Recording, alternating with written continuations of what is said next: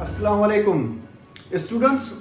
आज के टॉपिक में मैं आपको एक्सप्लेन करने जा रहा हूँ FSc part 1 chapter number 14 transport immune system. देखिए, इससे पहले मैंने जो आपको लेक्चर दिया था इम्यून सिस्टम से रिलेटेड, उसमें हमने इनेट इम्यून को एक्सप्लेन किया था, जिसमें हमने ये आपको बताया था कि इनेट इम्यून जो है वो स्पेसिफिक होता है और उसमें first line of defence and second line of defence आपको एक्सप्लेन किया गया था। अब हम पहुंचे हैं द एडप्टिव इम्यून सिस्टम पर। एडप्टिव इम्यून सिस्टम में आपको बताता चलूं कि ये स्पेसिफिक इम्यून रेस्पॉन्स होता है।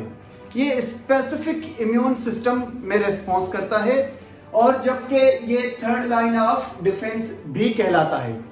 तो ये थर्ड लाइन ऑफ डिफेंस है बॉडी की और बहुत ज़्यादा कॉम्प्लेक्स है दी एडप्टिव इम्यून। इसमें बहुत सारी चीज़ें इन्वॉल्व होती हैं और स्पेसिफिक वायरस, बैक्टीरिया, जरासीम के खिलाफ एक्टिव हो जाता है। ये इनेट की तरह नॉन स्पेसिफिक नहीं है कि हर बीमारी के खिलाफ बाय डिफॉल्ट ही एक्टिवेट हो जाए। अब आते हैं कि भाई जनाब स्पेसिफिक रिस्पॉन्स कैसे करता है और इसे हम बॉडी की थर्ड लाइन ऑफ डिफेंस क्यों कहते हैं। देखिए स्टूडेंट्स, हमने फर्दर एडप्टिव इम्यून सिस्टम को humoral immunity and the cell mediated immunity में डिवाइड कर रखा है। ह्यूमरल इम्यूनिटी नाम से जाहिर है कि ऐसी इम्यूनिटी जिसके अंदर कोई चीज ट्रांसपोर्ट करती हो सर्कुलेटरी सिस्टम में या लिम्फेटिक सिस्टम में, एंड दे आर के भाई जो सेल्स होते हैं और एंटीबॉडीज ट्रांसपोर्ट कर रही होती हैं, तो इसलिए हम इसे ह्यूमरल इम्यूनिटी कहते हैं। And the cell mediated immunity का मतलब ये होता है कि सेल खुद से इम्यून में रेस्पॉन्स करें, हिस्सा लें और उसके बाद जो है वायरस, बैक्टीरिया को जाकर वो किल करें या उन्हें डिस्ट्रॉय करें। तो ऐसे इम्यूनिटी को सेल मीडिएट इम्यूनिटी या CMI इम्यूनिटी भी कहा जाता है। स्टूडेंट्स, जो ह्यूमरल इम्यूनिटी है इसमें B सेल्स इन्वॉल्व होते हैं और सेल मीडिएट इम्यूनिटी के अंदर T सेल्स इन्वॉल्व होते हैं। याद रखिएगा कि humoral immunity and cell mediated immunity के अंदर दो मेन डिफरेंस हैं। ये एग्जाम में भी आते हैं, ये आपसे बोर्ड में भी सवाल आ सकता है कि भाई इन दोनों के बीच में डिफरेंस बताएं। तो आपने दो मेजर डिफरेंस हैं सेल मीडिएट इम्यूनिटी में और सेल मीडिएट इम्यूनिटी और ह्यूमरल इम्यूनिटी में। सबसे पहले कि ह्यूमरल इम्यूनिटी जो होती है उसे B सेल रेस्पॉन्स करते हैं, B सेल एक्टिवेट हो जाते हैं, B सेल इसके रेस्पॉन्सिबल होते हैं। जबकि अगर सेल मीडिएट इम्यूनिटी बात की जाए तो T सेल रेस्पॉन्सिबल होते हैं, T सेल एक्टिवेट हो जाते हैं। अब आप कहेंगे sir B cell for what? बेटा B सेल्स कहा जाता है, ये सबसे पहले बर्ड्स के अंदर एक ऑर्गन था बुर्सा ऑफ फेब्रिशियस। ये उनका एक इम्यून सिस्टम का ऑर्गन होता है बर्ड्स में, और सबसे पहले साइंटिस्ट ने उनके क्लोकल एपरेचर से थोड़ा सा जो है अंदर की तरफ, ऊपर की तरफ जो है वो ये डिस्कवर किया था। और वहां पर WBC का ग्रुप ऑफ सेल्स साइंटिस्ट को जब डिस्कवर हुए तो फिर उनके नाम से बी बुर्सा के नाम से B सेल्स रखा गया। कुछ लोगों का ये भी कहना है कि ये बोन मैरो में बनते हैं तो इसलिए इन्हें B सेल्स भी कहा जाता है। No problem. तो B सेल्स जो हैं ये ऐसे सेल्स हैं जो रेस्पॉन्सिबल हैं ह्यूमरल इम्यूनिटी के, और इनको T सेल्स इसलिए कहा जाता है बिकॉज दे आर रेस्पॉन्सिबल कि भाई ये किसके रेस्पॉन्सिबल होते हैं, सेल मीडिएट इम्यूनिटी की। और T सेल्स इनको इसलिए कहा जाता है बिकॉज कि ये थाइमस ग्लैंड में ओरिजिनेट होते हैं और मैच्योर भी वहीं पर होते हैं थाइमस ग्लैंड के अंदर, तो इसलिए इन्हें T सेल्स कहा जाता है। अब देखिए स्टूडेंट्स, जो दूसरा मेन डिफरेंस है वो ये है कि जो ह्यूमरल इम्यूनिटी होती है ये एंटीबॉडीज सीक्रेट करते हैं, B सेल्स एंटीबॉडीज सीक्रेट करती हैं, जबकि T सेल्स एंटीबॉडीज सीक्रेट नहीं करते, या सेल मीडिएट इम्यूनिटी में एंटीबॉडीज सीक्रेट नहीं होती। ये मेजर डिफरेंस है। तो आपने याद रखना है कि T सेल्स जो हैं ये कभी भी एंटीबॉडी सीक्रेट नहीं करते और ये इन्फ्लामेटरी के अंदर भी रेस्पॉन्स प्ले करते हैं। तो इन्फ्लामेशन या inflammatory response T cells and the B cells and antibody secretion, ये आपने चीज जहन में रखनी है। अब देखिए स्टूडेंट्स, ये जब भी हमारी बॉडी के ऊपर कोई वायरस, बैक्टीरिया या कोई पैथोजन, जरासीम वगैरह, फंगस वगैरह अटैक करता है तो फौरन से ह्यूमरल इम्यूनिटी एक्टिवेट हो जाती है, B सेल एक्टिव हो जाते हैं। B सेल्स उस वायरस या बैक्टीरिया को, फर्ज करेंगे B सेल है तो ये बी सेल क्या करेगा, उस वायरस या बैक्टीरिया को ट्रैप करेगा। ट्रैप करने के बाद ये डिवाइड हो जाएगा फर्दर 2 सेल्स में। ये क्या था, ये बी सेल था। अब ये बी सेल डिवाइड हुआ 2 सेल्स में। एक को हम कहते हैं, इन सेल्स को हम कहते हैं, इसको कहते हैं प्लाज्मा, और इसे हम कहते हैं मेमोरी। देखिए ये प्लाज्मा एंड देन मेमोरी। जो प्लाज्मा सेल्स होते हैं इनको एंटीबॉडी सीक्रेशन सेल्स कहा जाता है। ये एंटीबॉडी सीक्रेट करते हैं, ये आपने जहन में रखना है। जबकि एंटीबॉडीज क्या है मैं आपको बता रहा हूं। मेमोरी सेल्स क्या करते हैं, मेमोरी सेल जो है ये याद रखते हैं, अपनी मेमोरी के अंदर रखते हैं कि कौन से वायरस ने हमारे ऊपर अटैक किया था या बैक्टीरिया ने अटैक किया था, किस पैथोजन ने हमारे ऊपर अटैक किया था, और उसके लिए कारण जो एंटीबॉडी थी वो कौन सी थी। तो ये 2 बातें ये मेमोरी सेल अपने जहन में रखते हैं। एक दफा फिर से आराम से सुनिए कि जो प्लाज्मा सेल्स होते हैं ये एंटीबॉडीज बनाते हैं। एंटीबॉडीज स्टूडेंट्स कहते हैं हम लोग, हमारी बॉडी में हमारे सेल्स के पास वाई शेप का, वाई स्ट्रक्चर का एक प्रोटीन होता है, लाइक दिस। इसको आप वाई स्ट्रक्चर का एक ग्लाइकोप्रोटीन कह सकते हैं। ये क्या चीज है, दिस इज ग्लाइकोप्रोटीन। ग्लाइकोप्रोटीन या फिर एंटीबॉडी, ये आप इसे एंटीबॉडी कहते हैं। ये एंटीबॉडी है जो वाई शेप की होती है। ये हमारे सेल्स बनाकर ये सीक्रेट कर देते हैं, ये हमारे जो है वो ब्लड के अंदर भेज देते हैं, और ये एंटीबॉडीज थ्रू आउट हमारे सर्कुलेटरी सिस्टम में, लिम्फेटिक सिस्टम में ट्रांसपोर्ट हो रही होती हैं। और इनका काम ये होता है कि इनके पास बाइंडिंग साइड होती है यहां पर, और इस तरफ ये बाइंडिंग साइड होती हैं। इन बाइंडिंग साइड्स के जरिए ये वायरस, बैक्टीरिया, पैथोजन या एंटीजन को बाइंड कर लेते हैं, ट्रैप कर लेते हैं, और उसे फंक्शन लेस कर देते हैं, उसकी एक्टिविटी को लो कर देते हैं, उसे यूजलेस कर देते हैं, या फिर उसके जो एक्टिवनेस हो उससे खत्म कर देते हैं। तो मिसाल के तौर पर कैसे, फर्ज करें मैं आपको एक एग्जांपल दूं कि अगर हमारे ऊपर कोविड-19 कोरोना वायरस ने अटैक किया। आपको पता है कि कोरोना वायरस का जो साइंटिस्ट स्ट्रक्चर बनाते हैं वो कुछ इस तरह से बनाते हैं, लाइक दिस। अब अगर ये कोविड-19 है, ये कोरोना वायरस है, मैंने इसका स्ट्रक्चर बनाया आपके सामने, तो एंटीबॉडीज इसके खिलाफ रोल कैसे प्ले करेंगी। ये एंटीबॉडीज वाई शेप की हैं, इनका स्ट्रक्चर कुछ यूं होता है, लाइक दिस। और ये एंटीबॉडीज जब इसकी बाइंडिंग साइड से अटैच हो जाएंगे, ये सब आकर यहां पर अटैच हो जाएंगे, लाइक दिस। ये एंटीबॉडीज हैं, ये इस तरह से आकर यहां पर अटैच हो जाएंगे, और फिर अटैच होने के बाद ये वायरस, ये जो वायरस है ये यूजलेस हो जाएगा। इसकी जो एक्टिवनेस है, जो अलर्टनेस है, ये जो हमें नुकसान पहुंचा रहा था अब नहीं पहुंचा पाएगा, बिकॉज कि इसकी जो बाइंडिंग साइट्स है वो हमने ब्लॉक कर दी। वो हमारी एंटीबॉडी ने उसके फंक्शन को खत्म कर दिया, उसको यूजलेस कर दिया। तो इसकी जो ये साइट्स थी वायरस की, ये जब लैंड करेगा हमारे किसी भी बॉडी के सेल के ऊपर, तो ये ब्लॉक हो चुकी हैं। तो ब्लॉक होने की वजह से ये सेल के अंदर दाखिल नहीं हो पाएगा या फिर नुकसान नहीं पहुंचाएगा।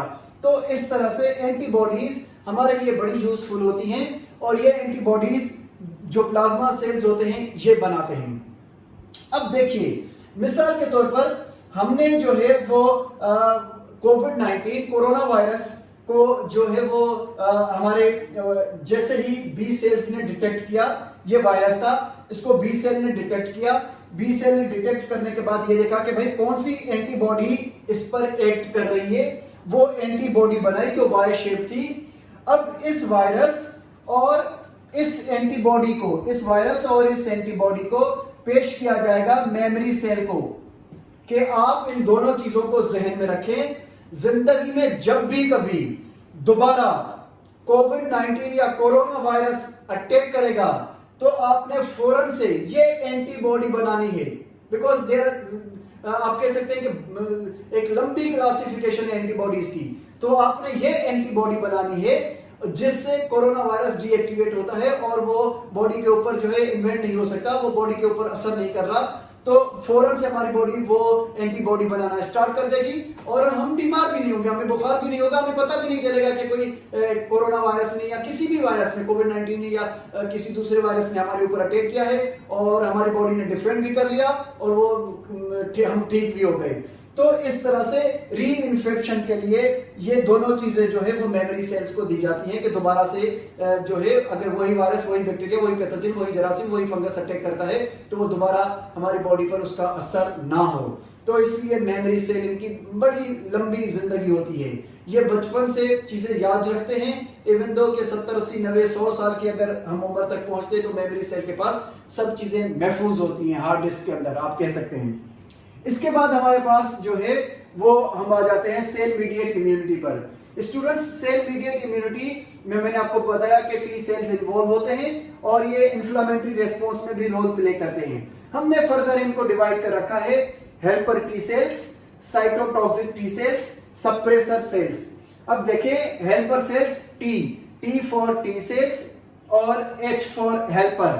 तो आप देखें टीएच हेल्पर टी सेल्स, आप देखें cyto C for cytotoxic T cells and S for suppressor T sales.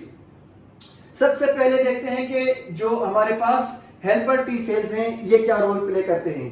देखिए स्टूडेंट्स, हेल्पर टी सेल्स जो हैं ये सबसे ज्यादा हमारे एडप्टिव इम्यून में बहुत ही अहम रोल प्ले करते हैं। ये हेल्पर टी सेल्स जो हैं, मैं आपको बता दूं, इनके पास एक स्पेसिफिक टाइप का प्रोटीन होता है, उस प्रोटीन को TCRS प्रोटीन कहा जाता है या आप उसे टी सेल रिसेप्टर्स भी कह सकते हैं। ये टी सेल के जो रिसेप्टर्स होते हैं उनका एक एग्जांपल है हमारे पास मेजर हिस्टोकम्पैटिबिलिटी कॉम्प्लेक्स या MHC क्लास 2 मॉलिक्यूल। ये मेरे बच्चों, मेरे स्टूडेंट्स, जो MHC क्लास 2 का मॉलिक्यूल है इसके लिए आपने घबराना नहीं है, परेशान नहीं होना। आपने सिर्फ जहन में ये रखना है कि ये एक किस्म का मॉलिक्यूल है, एक प्रोटीन है जो हमारे पास टी सेल्स होते हैं उनके ऊपर, उनकी सेल मेम्ब्रेन के ऊपर ये मॉलिक्यूल मौजूद होता है और उस मॉलिक्यूल को, उस प्रोटीन को हम MHC क्लास 2 मॉलिक्यूल कहते हैं बिकॉज इनकी लंबी क्लासिफिकेशन है। इसमें MHC क्लास 1 भी होता है, ये मैं आपको बाद में बताता हूं। तो ये क्लास 2 के मॉलिक्यूल कहलाते हैं। इनके हमारे पास ये और बहुत सारे सेल्स पर भी मौजूद होते हैं। फॉर एग्जांपल एंडोथेलियल सेल्स पर मौजूद होते हैं और या फिर जो हमारे बॉडी के अंदर जो डेंड्रिटिक सेल होते हैं उनके ऊपर भी ये मौजूद होते हैं, टी सेल्स के ऊपर मौजूद होते हैं। इट डिपेंड्स, मैं आपको बताता हूं, लेकिन ज्यादातर ये टी सेल्स के पास मौजूद होते हैं। अब मैंने इस मॉलिक्यूल का स्ट्रक्चर बनाया है, यहां पर इस तरह का स्ट्रक्चर होता है। ये इस मॉलिक्यूल के साथ, ये जो आपको मॉलिक्यूल नजर आ रहा है ये एक्चुअली MHC क्लास 2 का मॉलिक्यूल है। अब इस मॉलिक्यूल के जरिए हम एंटीजन को ट्रैप करते हैं। इससे पहले हमने एंटीबॉडी को डिस्कस किया, एंटीबॉडी डिस्कस हो गया हमारे पास। अब देखते हैं एंटीजन। स्टूडेंट्स, एंटीजन जो है हम किसी भी फॉरेन बॉडी को कहते हैं जो हमारी बॉडी के लिए साजगार नहीं होता, हमारे इम्यून सिस्टम के खिलाफ होता है। वो चाहे कोई वायरस हो, बैक्टीरिया हो, जरासीम हो, पैथोजन हो, वो फंगस हो, कोई भी ऐसी चीज, कोई प्रोटीन हो, कोई ऐसा मॉलिक्यूल हो, कॉन्जुगेटेड मॉलिक्यूल हो जो हमारी बॉडी के खिलाफ है, जिसे हमारी बॉडी जो है वो रिसीव नहीं करना चाहती, जो हमारी बॉडी के इम्यून सिस्टम के खिलाफ रोल प्ले कर रहा है, वो याद रखिएगा कि एंटीजन कहलाता है। समटाइम्स हमें जो कोई ऑर्गन डोनेट करता है तो अगले बंदे का जो ऑर्गन होता है वो भी हमारे लिए एंटीजन होता है। हमें कोई ब्लड डोनेट करता है, अगर मेरा फॉर एग्जांपल मेरा ब्लड ग्रुप A पॉजिटिव है और मुझे कोई B पॉजिटिव ब्लड ग्रुप दे रहा है तो भाई B पॉजिटिव जो ब्लड ग्रुप होगा वो मेरे लिए एंटीजन का रोल प्ले करेगा। तो कोई भी ऐसी चीज जो मेरी बॉडी के लिए अनवांटेड है, बॉडी से रिलेटेड नहीं है, बॉडी उससे समझ नहीं रही है, अंडरस्टैंड नहीं कर पा रही, तो वो एंटीजन कहलाता है। वो वायरस हो, बैक्टीरिया हो, वायरस बैक्टीरिया के फ्रेगमेंट्स हो, पीसेस हो उनके, कुछ भी हो। तो जनाब ये एंटीजन जो होते हैं, ये अगर हमारी बॉडी पर कोई ऐसे प्रोटीन है, कोई वायरस है, कोई बैक्टीरिया है जिसको हम एंटीजन कह सकते हैं, तो ये एंटीजन रिसेप्टर मॉलिक्यूल होता है। फर्स्ट करें ये MHC2 क्लास का मॉलिक्यूल है, इस सेल के ऊपर ये TH सेल है और इसके ऊपर ये MHC क्लास 2 का मॉलिक्यूल है। तो इसने एंटीजन को यहां पर बाइंड किया, ये एंटीजन है, इसको ट्रैप किया, एंटीजन को ट्रैप करने के बाद ये सेल टी सेल जाकर प्लाज्मा सेल्स को ये पेश करता है एंटीजन। किसको जाकर? बिकॉज कि ये यहां पर प्लाज्मा सेल को जाकर पेश करेगा। ये वैसे तो इन दोनों का अलग अलग काम है, स्पेसिफिक काम है, लेकिन ये कुछ मामलात में साथ मिलकर भी काम करते हैं। कुछ हमारी बॉडी के ऊपर जब वायरस या बैक्टीरिया अटैक करते हैं तो मिलजुल कर भी रोल प्ले करते हैं। फॉर एग्जांपल जैसे हमारी आर्मी और रेंजर्स और पुलिस कुछ मामलात में मिलकर काम करती है, रोल प्ले करती है कि भाई इन्वेस्टिगेशन जो होगी वो शेयर की जाएगी और मिलजुल कर जो है वो किसी दुश्मन के खिलाफ रोल प्ले किया जाएगा। आर्मी पुलिस की मदद कर रही होगी, पुलिस रेंजर्स की मदद कर रही होगी ताकि जो है वो इन्वेस्टिगेट किया जाए कि दुश्मन किस तरह से हमला कर रहा है, कहां से आएगा, क्यों कर आएगा, उसके पास वेपन कौन से होंगे। तो ठीक इसी तरीके से ये दोनों कभी कभार मिलकर एक साथ भी रोल प्ले करते हैं। कैसे? मिसाल के तौर पर हेल्पर टी सेल के पास जो MHC क्लास 2 का मॉलिक्यूल था, उस मॉलिक्यूल ने किसी एंटीजन को ट्रैप किया। एंटीजन को ट्रैप करने के बाद फौरन जो है ये पेश किया जाएगा प्लाज्मा सेल्स को कि प्लाज्मा सेल हमने ये एंटीजन ट्रैप की है, आप एक काम करें, इस एंटीजन के लिए एंटीबॉडीज बनाना शुरू कर दें, जो इसके लिए कारगर, जो यूजफुल, जो बेहतर एंटीबॉडी है वो बनाना शुरू कर दें। तो प्लाज्मा सेल्स क्या करेंगे?